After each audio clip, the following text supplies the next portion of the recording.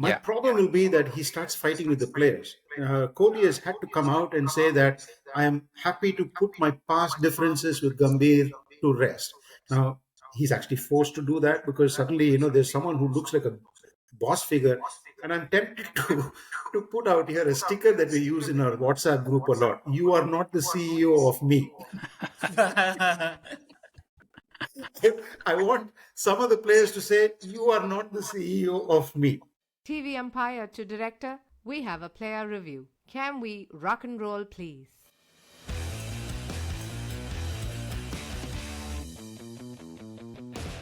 Hello and welcome to the friendliest cricket podcast that is Bits and Pieces. I am Tariq and I am joined today with a double panel from Melbourne. We have a Melbourne double bill here on the show today. To begin with, introducing the more familiar face, I assume, our editor-in-chief, editor-at-large, editor emeritus, podfather. Welcome back again, Mohan Krishnamurthy, aka Hank. Thank you, brother Tariq, brother T. The number of nouns in my title keep increasing with every episode. People give me a lot of stick for that, and now you've added 2 or 3 more to it. But it's lovely to be here on a week in which not much cricket has been happening. So it's 3 of us going to be talking about nothing much, which is nothing unusual for this podcast. So let's go for it. Pretty much par for the course. But joining us for the first time on Bits and Pieces, making his Bits and Pieces debut, is Vishal Shah from Melbourne. But before we go to you, Vishal, quick introduction for our listeners about you. So I understand that just like Mohan, you are also a keen cycling enthusiast. So not only at the Melbourne double bill, but also a cycling double bill. But more importantly, there are more fun things to talk about. So, like Mohan said, not a week to be talking about a lot of cricket, but to try and keep ourselves in the news cycle and get us closer and closer to the bigger events in the news cycle and reduce the degrees of separation with the event that everyone is talking about, which is, of course, the Ambani wedding, which, like Mohan has pointed out, has been going on parallelly along with the 2007 World Cup since 2007. So you have a very interesting connection to that, Vishal. So we want to kick the show off with that. Yes, thank you, Tariq and Mo, for inviting me on this pod. Honored to be a part of it and part of all the cricket chats, also chats outside of cricket. But yes, with respect to this big, massive event that's been going on for the last 22 years, the Ambani wedding. I thought you're talking about the 2007 World Cup. Yeah, okay, the Ambani wedding. It's been going on for a long time. But the connection is basically my partner. She used to be a pastry chef, and she was part of one of the dessert teams who were called to do the desserts for the engagement ceremony at Antilla last year in Mumbai. So she was invited to sort of put together the desserts, and yeah, she had a really fun experience, and yeah, it was a very sudden call that she received that you have to come with us, and we're flying you to Mumbai for this big event. It was hilarious because the place that she was working at that time, they didn't know who Ambani is or anything. So she had to really explain that this is a really big person. He's a really big deal. Literally. Yes, literally a big deal, and then it's going to be a really good experience and everything. But yeah, she had a really good time there, and she noticed a lot of unique things which we don't get to experience on a day-to-day perspective. But yeah, good experience for her. I guess 2 or 3 interesting things there, Vishal. One is the company that she used to work for was called Koi. Yes. Nothing coy about this wedding at all, number one. And the second thing is that she didn't go for the actual wedding. So as a dessert maker, she deserted the wedding. She did. And the think third connection, Vishal, is you actually went to the Ambani College as well, the Dhirubhai Ambani Institute of that's right. Technology. Was that right? Yes, yes. So deep So connections with the wedding. So this podcast we're going to be talking about the wedding more like. yeah, bodes well for a week when there's not been much happening in cricket, I guess. But luckily they have a connection with Mumbai Indians as well, so we can talk about cricket as well. True. Somewhere we'll find the connection, I'm sure. But yeah, it's been what? I think we are now. I heard that the celebrations are now going on into London. And obviously that is because Kohli is there, isn't Yeah. it? Like, I don't know what's the It's thing, something because to I do think with he missed. It's something to do with Muhammad and the mountain. So the mountain has gone to Muhammad. Yes, it just doesn't seem to get over. The thing is, this podcast, we've had so many glitches on a week when we've had this big Microsoft glitch. So I think we can blame everything on Microsoft. Absolutely. Yeah, we've just got to, jump on it and Yeah. blame everything, like not just like IT issues, but even anything like, The Ambani wedding. didn't get the tram on time today. CrowdStrike. Like didn't find the vegetables in the grocery aisle were off. CrowdStrike. CrowdStrike. Ambani wedding. Ambani wedding, CrowdStrike. Cause for everything. A quick introduction for our listeners, viewers, whichever way it is, whoever is watching this on Riverside on YouTube. Spotify as well. A little bit about you, Vishal, and your connection to cricket, because we kind of like to get the Dungeons and Dragons alignment chart out of the way with new guests before we get into an episode. And you know that this podcast is mostly about being chaotically evil. What's been your relationship with the game like, and where would you place yourself on that alignment chart? Yeah, so I've always enjoyed watching cricket. I've pretty much grown up with it. The first game, the memory I have is of watching the '99 World Cup that was there, played in England.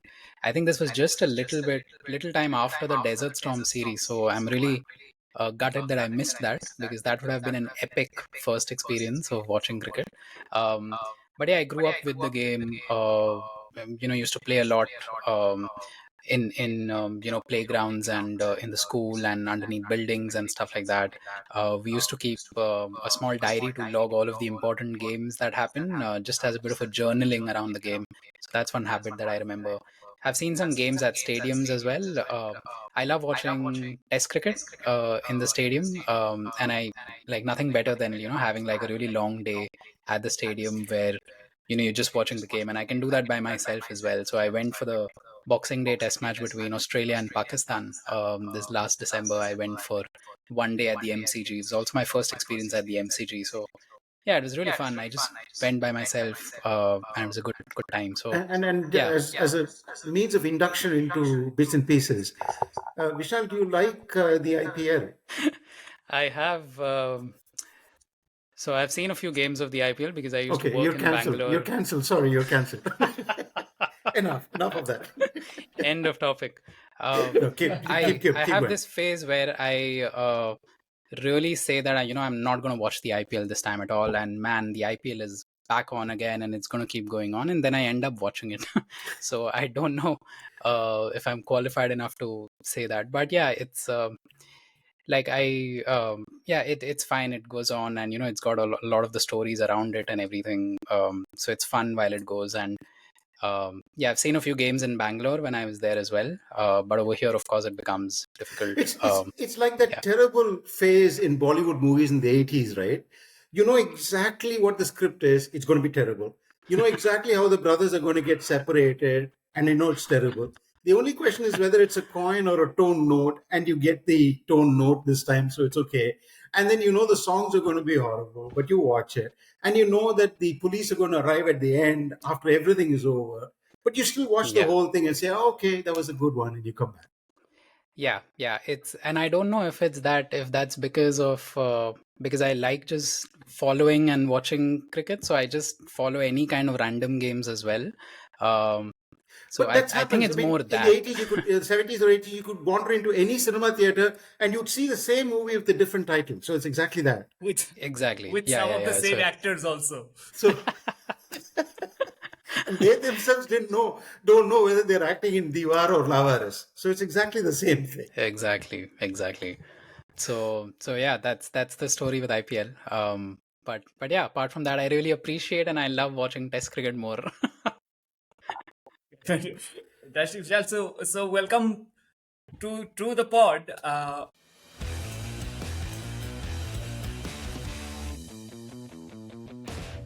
But I would like to begin today by lobbing the first question over to Hank, actually, um, because we have had this whole new head coach of the Indian cricket team saga been going on for quite a while. I think we spoke about it on the last podcast also. But since then, quite a lot of new developments have happened.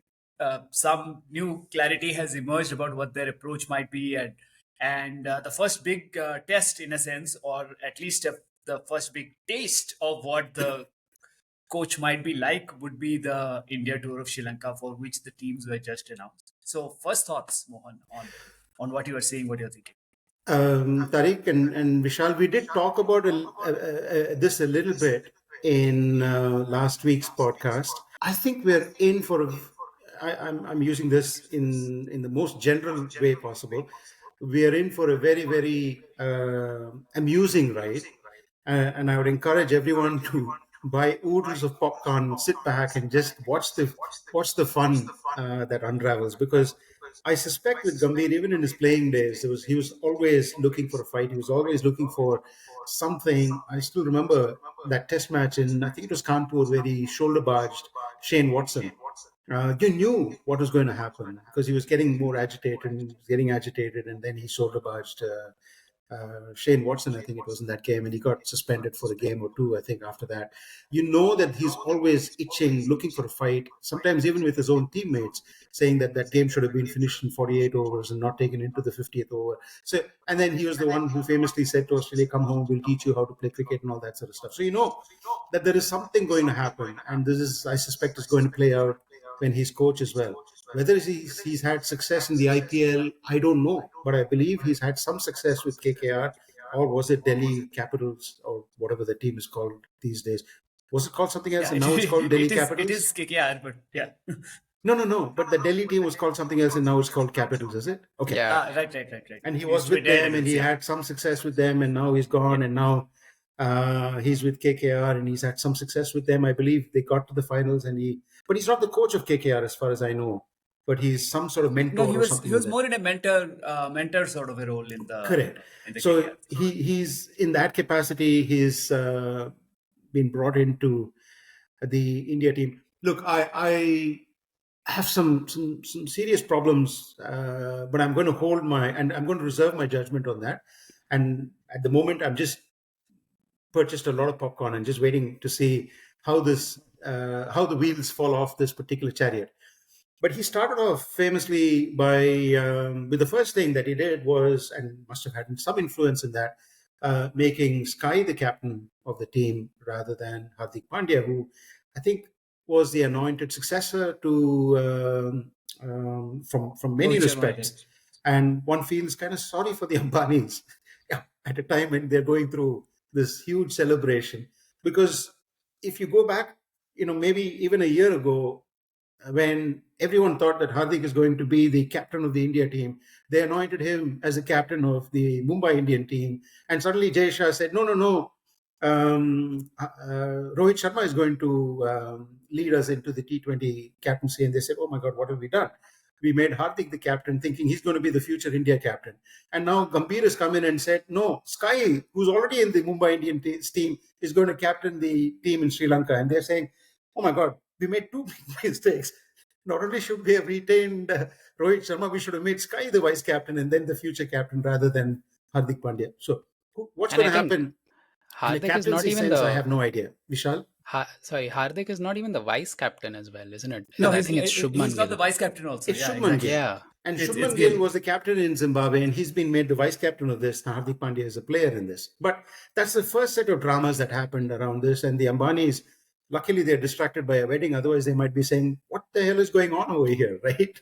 And the second thing that happened is about coaches and so on, and the support staff that are there. At the moment, what we do know is that T. Dilip has been retained as the fielding coach, but I think he's more of a whip up the boys kind of coach. He's pretty well regarded in terms of team spirit and bonding and all that sort of stuff. I think he's basically the daily prize distribution ceremony coach. So his job is to find a new prize for someone and flash it on the screen and get everyone motivated and G'd up. We saw what happened at the World Cup in the 50 over World Cup, where it was hugely successful. We were waiting for who would be the prize getter for that particular evening.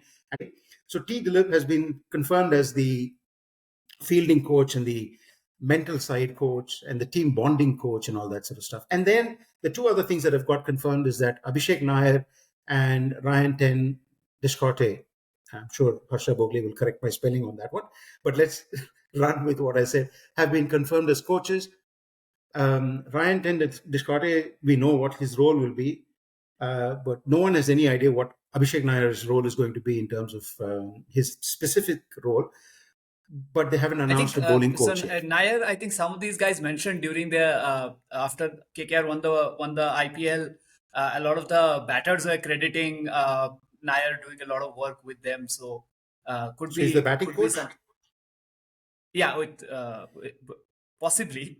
Yeah. Who So knows? I know that there isn't clarity yet on what they might be, and it looks like he's mostly kind of putting a team of coaches together, which is his connections at or people he's worked with in the IPL circuit. Because I think even for the bowling coach also, he's put forward Morkel. Monde Morkel's name, who was at Lucknow. So, But not confirmed. That's not been confirmed yet. the Monde Merkel one is not confirmed Because yet. there are There's other been a lot of rumors going around about BCCI saying no, we don't want a foreign coach, or I think Gambhir pushing back. So we don't have clarity on that. So we in fact the other names that are floating around in that bowling coach arena, one is El Balaji and the other one is I believe Vinay Kumar. Although you can never confirm, these sources are not confirmed. But there is the Vinay Kumar angle happening, and there's the El Balaji angle also happening. And I think BCCI wants a local coach rather than a foreign coach for the bowling coach. But then they've allowed Ryan Ten Deshkote to come in as whether he's a fielding coach or some sort of expert coach, assistant coach, who knows what his structure is, but he's there. He's been confirmed. But interestingly, and this is the interesting part, Gambhir's manifesto is that these are 5 non-negotiables for me to accept this role. And one of them was complete freedom in the appointment of assistant coaches and specialized coaches and all that. He's been tripped at the very first step. So who knows what the future is? It's okay. The team departs for Sri Lanka. It's only Sri Lanka, so it's okay. And the team departs for Sri Lanka on Monday. We'll just see what happens over there. So yeah, right, and they will have a presser before that, so that should be even more interesting because they've said I think Gambhir said that they're going to do a presser, which should be an interesting one. So Vishal, your thoughts on this whole saga, this transition, because you are kind of joining I think the first truly post Rahul Dravid bits and pieces pod. Yeah. Yeah, I think I tend to agree with Hank that next few months is just going to be pure entertainment to watch. Like, how much will Gambhir be able to restrain himself from almost walking into the field and at times arguing with the players and the umpires themselves if he doesn't like something. But it's certainly going to be a very different approach to Dravid, right? You heard Dravid say at the start of the T20 World Cup that we want to win this World Cup just because it's there to win. Doesn't feel too passionately or aggressively towards it, but it's just because it's there to win, and we want to win it. And on the other side, you've got Gambhir, whose mindset is we've got to win this because it's a war, and life depends on it. And he's talking about Ryan Tendashkate as somebody who he'll take a bullet for him and stuff. So you can clearly see the language changing very, very very much at the start itself. So yeah, I feel Gambhir as a person just feels too intensely about everything. I think he's still in that player mindset. So I don't know how that's going to play out in the dugout and inside the dressing room as well. Like it feels to me, like it. He's somebody who comes on very strongly to the players as well. So it could be something where a player is afraid of getting on the wrong side of Gambhir, for instance, um, as opposed to what we've seen in the past with somebody like Dravid. I mean, I'm not saying we should compare as such like that, but yeah, that's the feeling I get, which is that players will have to really watch out in this initial phase. How they operate under Gambhir, and yeah, I know with Gambhir as well, it's being a bit of a learning situation for him as well, where he's made some demands. Some are getting accepted, some are not. So yeah, it's a very interesting period going on But at the moment. can I just say this? The fact that we have a coach fighting with BCCI is good news. Yeah. We need someone to fight with the BCCI. So if he's doing that, which is great. My problem will be that he starts fighting with the players. Kohli has had to come out and say that I am happy to put my past differences with Gambhir to rest. Now, he's actually forced to do that because suddenly, there's someone who looks like a boss figure. And I'm tempted to put out here a sticker that we use in our WhatsApp group a lot. You are not the CEO of me. I want some of the players to say, you are not the CEO of me, right? My problem is when Gambhir starts becoming the CEO of the players and telling them what to do and how to do and stuff like that. These people don't need coaching on what to do and how to do. So you don't need a bowling coach that says this is how you bowl or this is how you bat. You just need to mentor them and point out certain things that might be required to change their game and change their attitude. And you need someone to organize the fielding drills and organize the coaching drills and organize the batting drills and not tell them how to bat. So that's the difficulty. Nitish in our group, I think that sticker is going to be used quite a bit in the next 6 months. You are not the CEO of me. But then, like, just That is- to bring it back to KKR, I don't know much about his Gambhir's approach there. Was it like it's never going to be a light touch approach with Gambhir for anything, but clearly he's had so much success with KKR. Has he? Seriously, I'm asking you, has he? I'm putting it out there. He There certainly there has have had. been They have had two yes. very terrific seasons, to be fair. When he is in charge.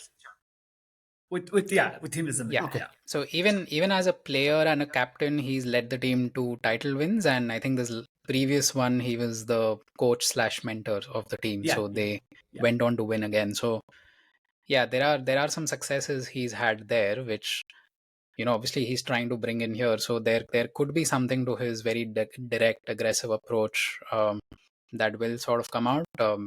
It's not for nothing that they've Yeah, probably made him the coach, but yeah. It kind of feels like that transition in Karate Kid, that it's like we are going from like the Mr. Miyagi led dojo to some like the rival dojo where everybody is just looking to like pick a fight. So I think that the transition is going to play out that way. I think the bigger concern, like you rightly pointed out, is about what might happen behind the scenes in terms of the process. Does the process fundamentally change, and does that create a challenge for the players? As compared to obviously whatever is in front of the camera or for the media, or some part of it might be a little bit performative, which is perfectly fine. It's in professional sport at this kind of an attention and level. Some of it is definitely a put on. We see it in professional leagues or all across the world. You'd have like players in the NFL or NBA looking for like quote unquote beef to just like fire themselves up, or get the attention of rivals and so on, or maybe even mind games. But I think the real test will be what kind of decisions are they taking tactically as well as in terms of building teams, because I think the coaches' skill sets also have evolved. And the only probably jarring thing that I kind of saw, and a statement that stood out, was his statement about that players should be able to play all three formats.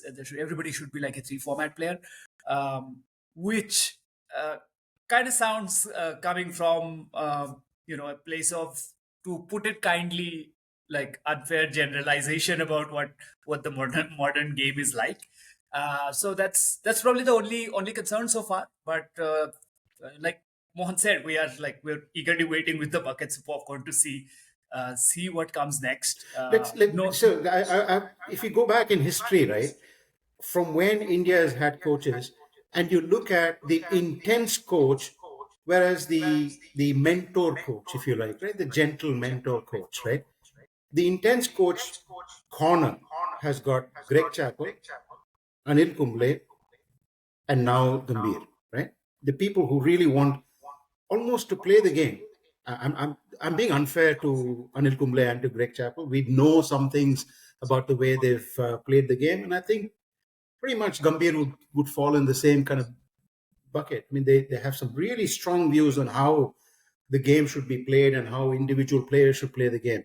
And then you have the players who kind of, the coaches who've been on the other side, who are mentors, who are guides, who are not the ones that are actually driving the bus, but actually at the back seat saying how the bus could be driven, right? So they're the ones who guide rather than actually drive the team. And there you have people like John Wright, immense success, right? Immense success. Dravid, you could say that Dravid has been successful, although there was there was a bit of a patchy road. Ultimately, he was successful. Of course, Shastri, right? Shastri, despite all the various brickbats that he receives in our WhatsApp group, especially because Tony is such a big Shastri fan, especially because, maybe only because. And if you look at that, these were gentle people who just guided the team and said, you guys play, you know how to play cricket. We're just going to be standing back and guiding you and occasionally having a red wine or 2 or 3 or 4. That's the kind of coach that probably the Indian cricket team needs, because you have personalities that are huge in the team. So that's why I'm buying popcorn and sitting with a lot of it, hoping that all of his fights are with BCCI and not with the players. Right, and to just add, like, the as the resident economist here, to add the economics touch to it, I think Gautam Gambhir would be the kind of person who would most likely fight inflation by introducing price controls, whereas the other coaches are basically, oh, let's leave that to the central bank to manage. So I think that's probably the difference that we are going to see. But quick thoughts on the series itself and the players themselves, because some very interesting selections in there, and obviously with somebody like a Sky being put front and center of the T20 team. And interestingly, they have said that Kohli and Rohit will play the ODIs also. So in terms of, let's say, building the team towards the future, thoughts on that after seeing who were in the team and what were the selections. Vishal, you want to go first? I think this series is just going to be just to see how Sky works in terms of leading teams. We know him as obviously a champion batter and everything in T20, but there's opportunity for some new faces to sort of come out of their shells a bit. Like Shubman Gill, I don't think he's had a lot of success in T20 yet. He's done well in ODIs and a bit in Test cricket, but not so much in T20 international. So keen to see him sort of shine a bit more in T20s as well.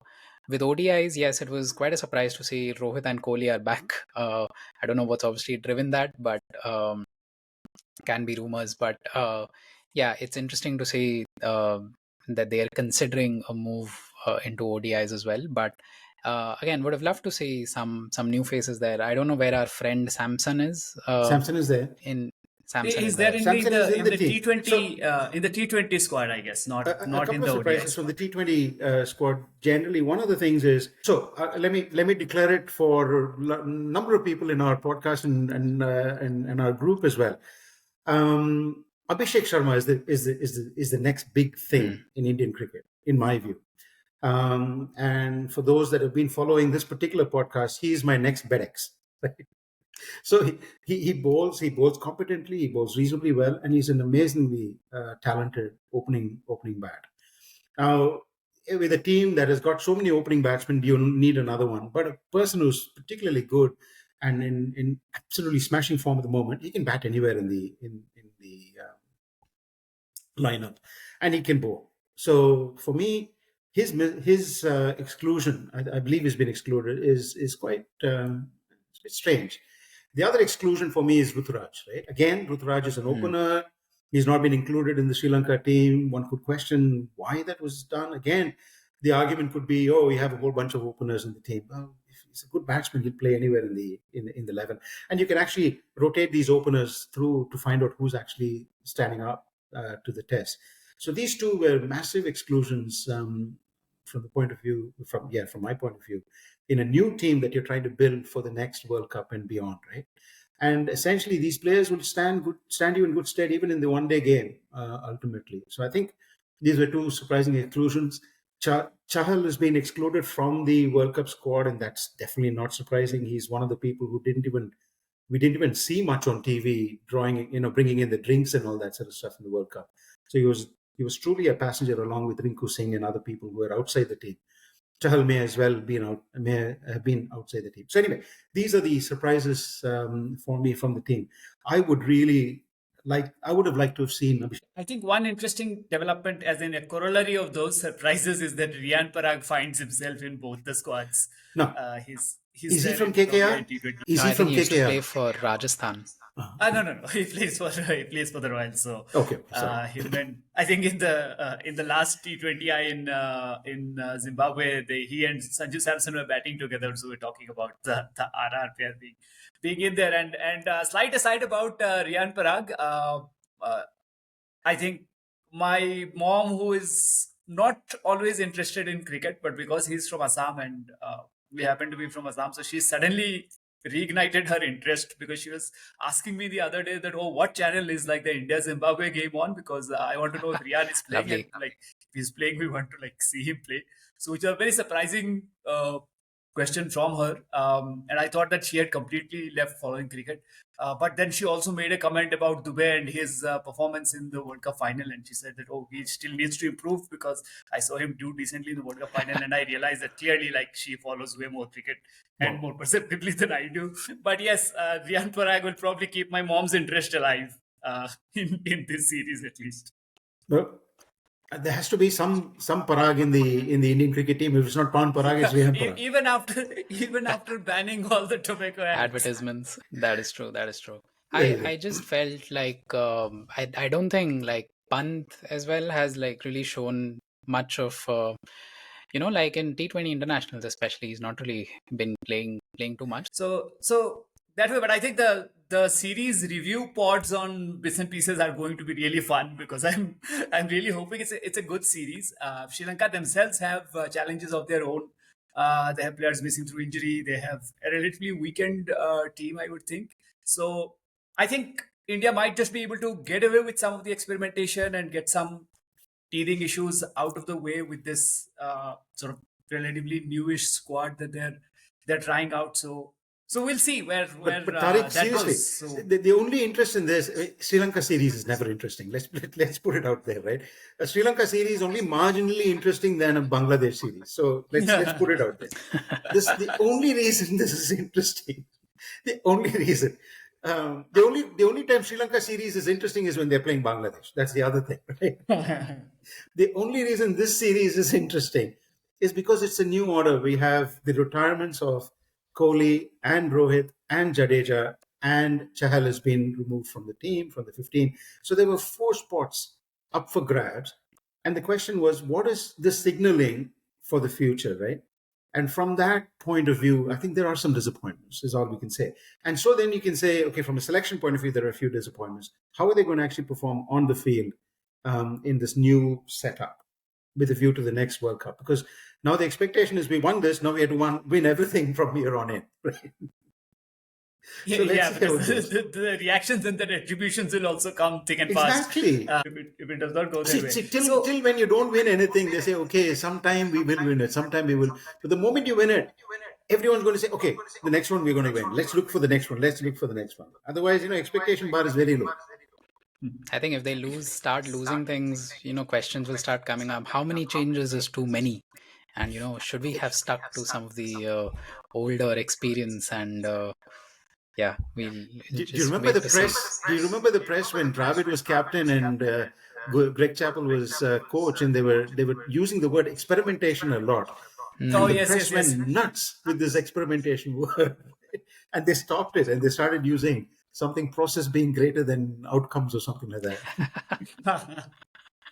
which seems to have stuck because it's now being used, right? The process has become such a part of the vocabulary. It's more or less become the cliche. As in, we can safely say that whatever the outcome of the series, we will certainly see some LinkedIn posts based on how the either the success or the failure of these changes has led to some really good insights on B2B sales and things like that. So yeah, we can just expect more LinkedIn posts perhaps. Cricket is the ultimate winner. How Gautam Gambhir's management style could have stopped the crowd strike thing from happening. Exactly. Yes. TV umpire to director, we have a player review. Can we rock and roll, please?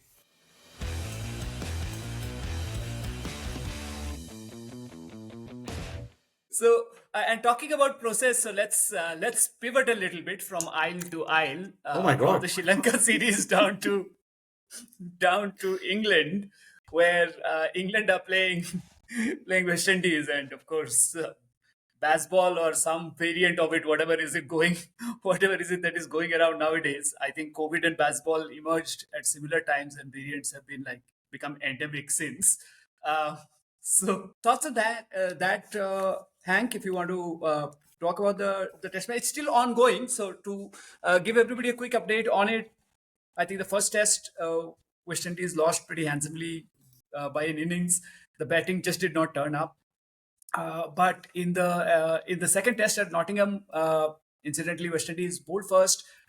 England put up 416 in one day's play, very classically baseball, but they also played some atrocious shots. So some of them to give their wickets away.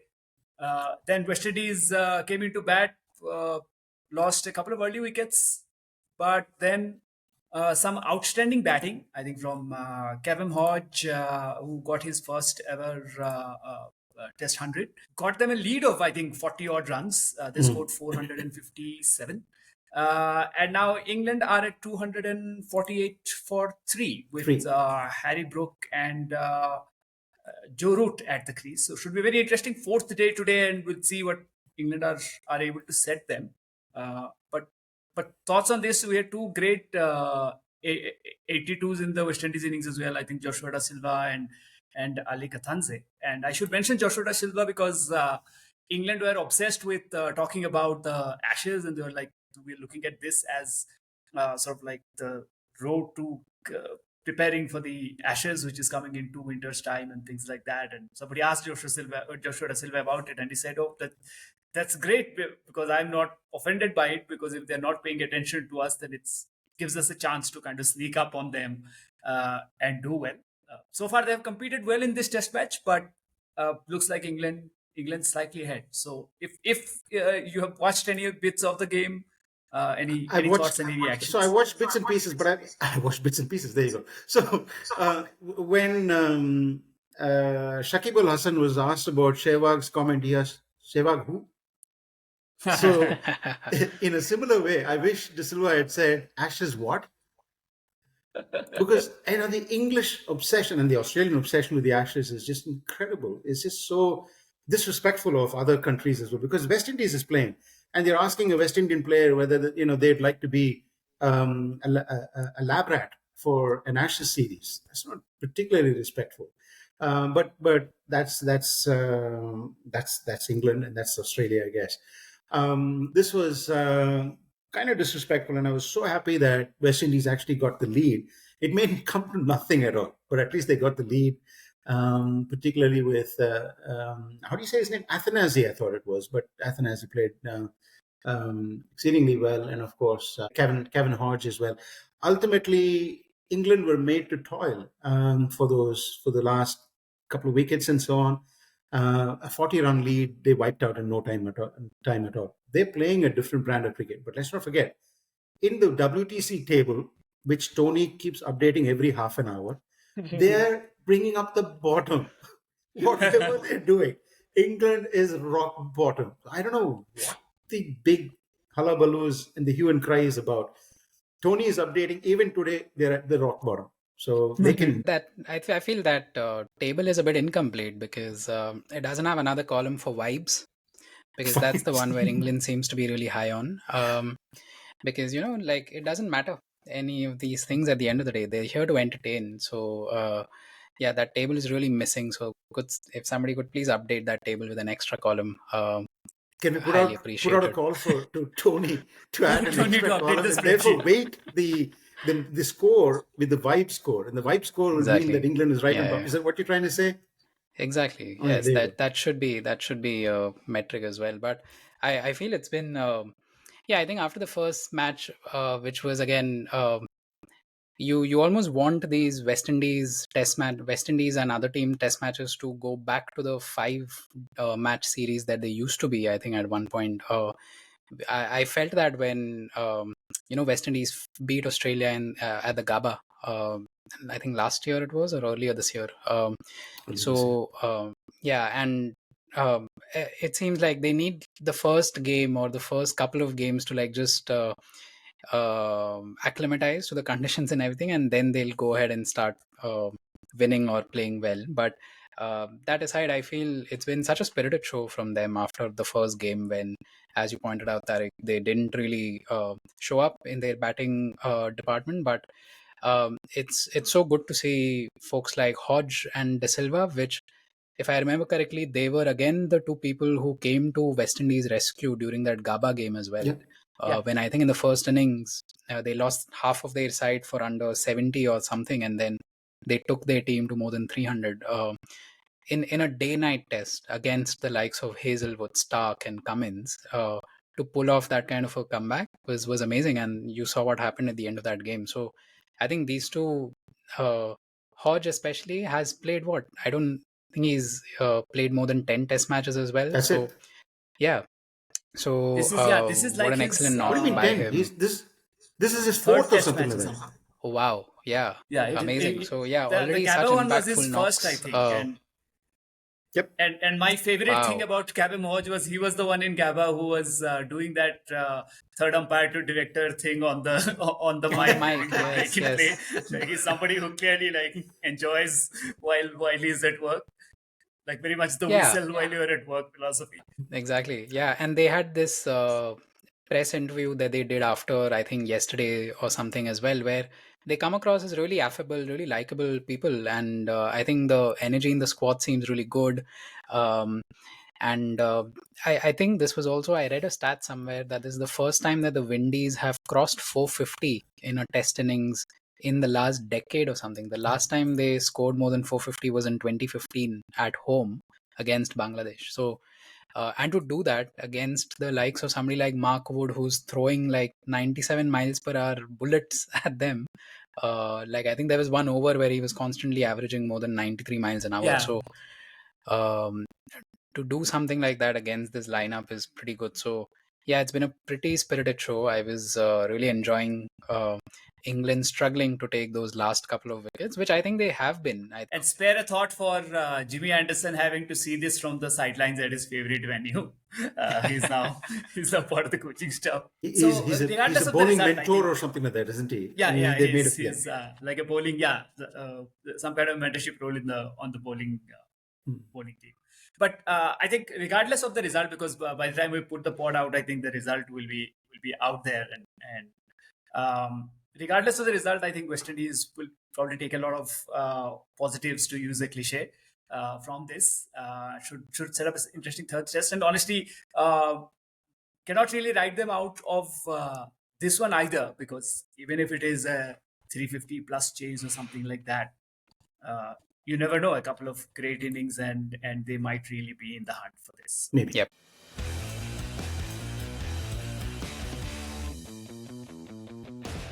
Okay, so I just wanted to quickly add also that we have the Women's Asia Cup going on, which has been a very interesting tournament so far, because it's the most expanded Asia Cup in the women's edition thus far. This time they're featuring 8 teams, which means teams such as Nepal, UAE, and there's UAE, there is Thailand, who are also featuring, which is terrific to see. Thailand actually are one of the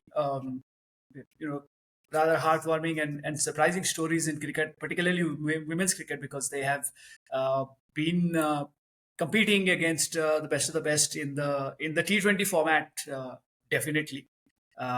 So it's Thailand, Malaysia, Nepal, and UAE who are in there. Nepal, who actually missed out on the last Asia Cup, which India won in 2022. So they made a return, and not only made a return, made a winning return. They beat UAE in the opener, which is a big result because UAE actually are considered the more accomplished side here. Of course, India began with a comfortable win against Pakistan, uh, and Mohan's favorite rivalry, Bangladesh Sri Lanka, played out a very interesting game. The Bangladesh women's team actually have been doing fairly well on the bowling front. They have been struggling with the batting. That's what happened when India toured them as well.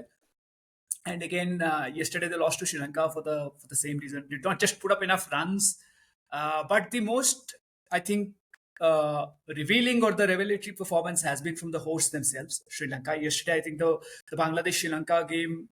Somebody in Sri Lanka told us, so the company I work for, we work a lot with Sri Lanka cricket, so we had a few colleagues over there.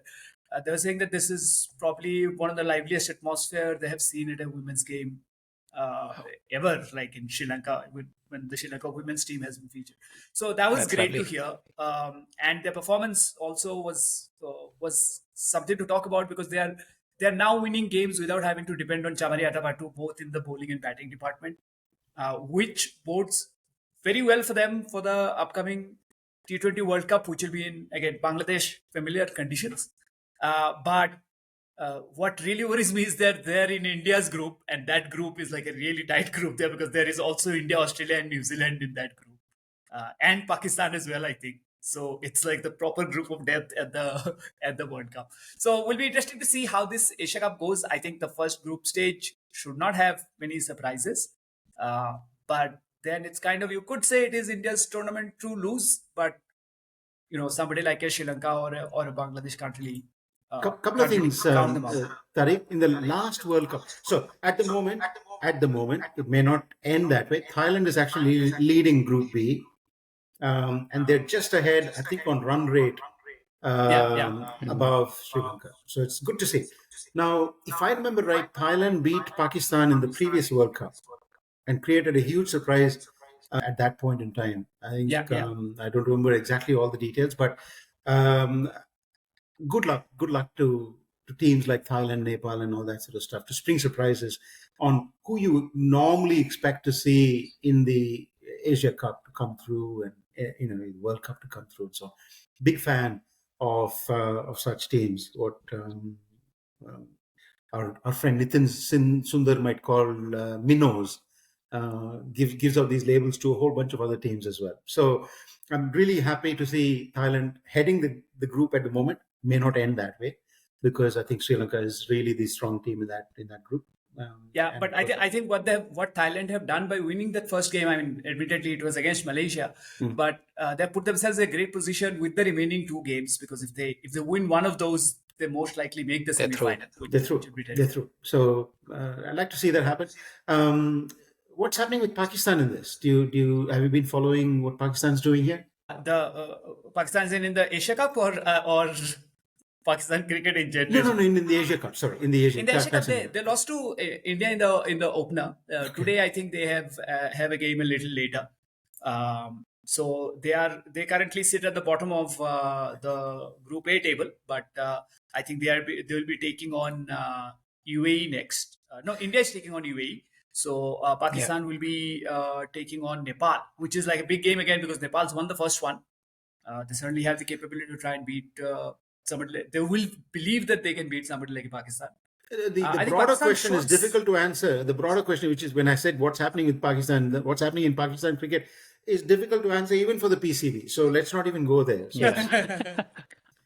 let's work with solvable problems. Yeah, but let's work with what we got. So they have had a couple of new exciting talents come in the women's team because they've been kind of struggling a little bit, but they have a few good results. Obviously, the administrative challenges have made it like doubly difficult for them. They've been like making some good strides, but it's like one step ahead and two back kind of a thing.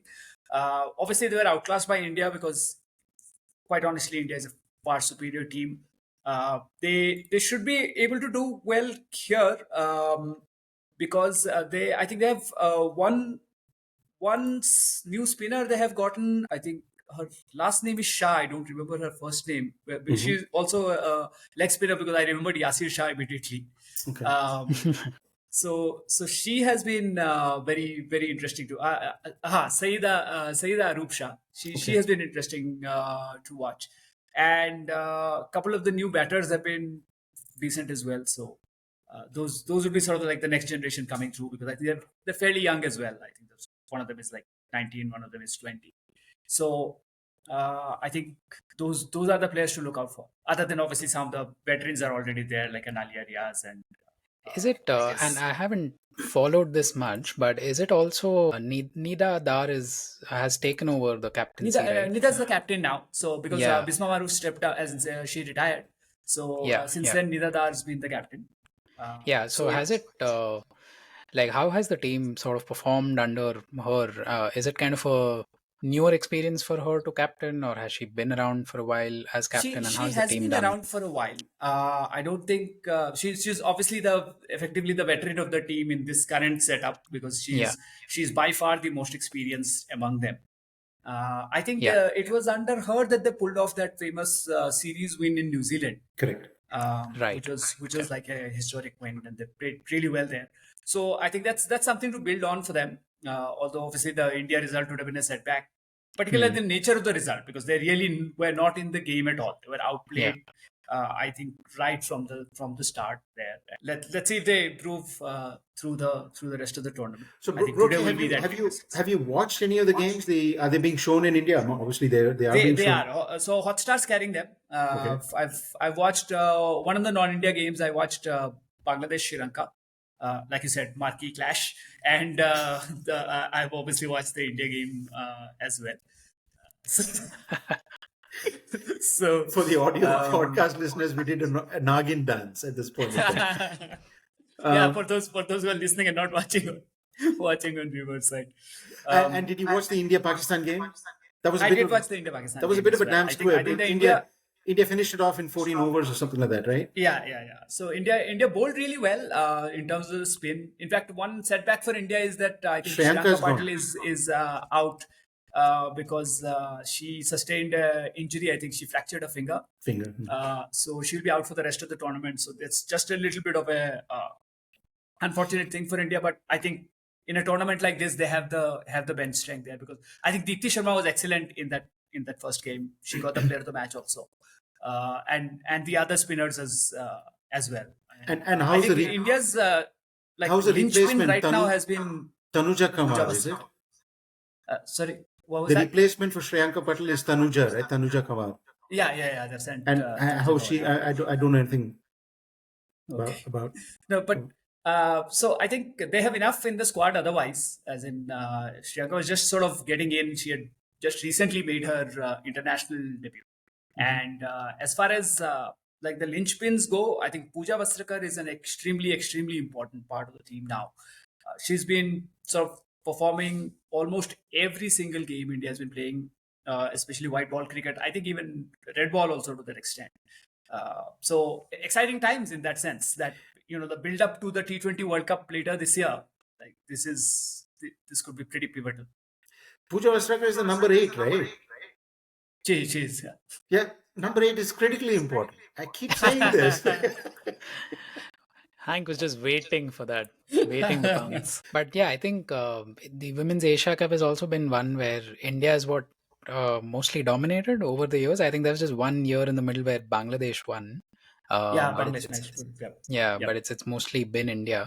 But yeah, it's interesting to say that I was looking at the men's Asia Cup stats as well a little earlier today, and even there, I think Pakistan's not had a good time in Asia Cup overall, either from the men's or the women's side as well.